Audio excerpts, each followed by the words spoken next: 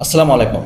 বর্তমান বাংলাদেশে বা বহির্বিশ্বে অর্থনীতি আহ, ভিত্তি যেটা মার্কিং করা হয় সেটা হচ্ছে কত ডলার দেশে সঞ্চিত আছে বা কেন্দ্রীয় ব্যাংকে কত ডলার সঞ্চিত আছে, সেটাই হচ্ছে অর্থনৈতিক ভিত্তি নির্ধারণ করে।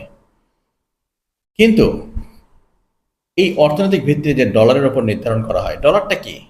ডলার একটা কাগজের নোট, কাগজে ছাপানো একটা নোট। এই কাগজে ছাপানো নোটের কোনো মূল্য আছে কি? এখনই যদি ডলারের মান কমে যায়, তাহলে এই কাগজের নোটের মান কমে যাবে। এখনই যদি আগুনে পুড়ে যায়, এর কোনো মূল্য নাই। এখনই যদি এটা উই পোকা খেয়ে ফেলে, এর কোনো মূল্য নাই। ঠিক আগামী বিশ্বে আমেরিকার মৌলত্ব যখন শেষ হয়ে যাবে বা যাচ্ছে, তখন কিন্তু এই ডলার সিম্পল একটা কাগজে পরিণত হবে। তখন ডলার, ক্রিপ্টোকারেন্সি কোনোটাই আর সাস্টেন করবে না। তখন একমাত্র সাস্টেন করবে অর্নামেন্ট, অর্থাৎ গোল্ড। এই গোল্ডই যেহেতু সবচেয়ে সহজলভ্য এবং মূল্যবান ধাতব পদার্থ, সুতরাং এই গোল্ডই নির্ধারণ করবে আগামী দিনের সারা বিশ্বের অর্থনীতি।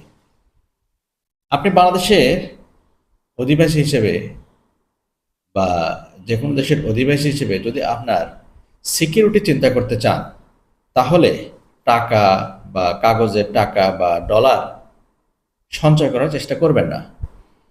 কারণ এগুলো কাগজ, সময়ের পরিবর্তনে এগুলো কাগজেই পরিণত হবে, এর কোনো ভ্যালু থাকবে না।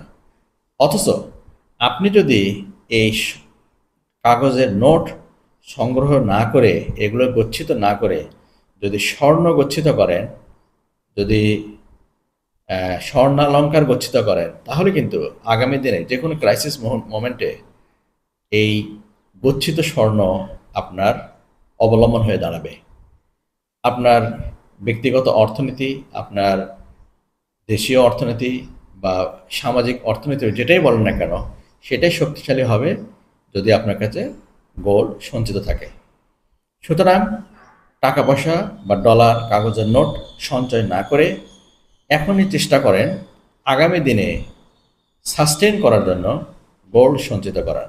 যদি আপনার কাছে কিছু টাকা থাকে, সেই টাকা কাগজের নোট সংগ্রহ না করে, কাগজের নোট জমা না রেখে আপনি ওই টাকা দিয়ে স্বর্ণ বা স্বর্ণালঙ্কার সংগ্রহ করে গচ্ছিত করার চেষ্টা করেন। ইনশাল্লাহ আগামী দিনে এই স্বর্ণই হবে আপনার অর্থনৈতিক ভিত্তি এবং আপনাকে দেবে অর্থনৈতিক নিরাপত্তা।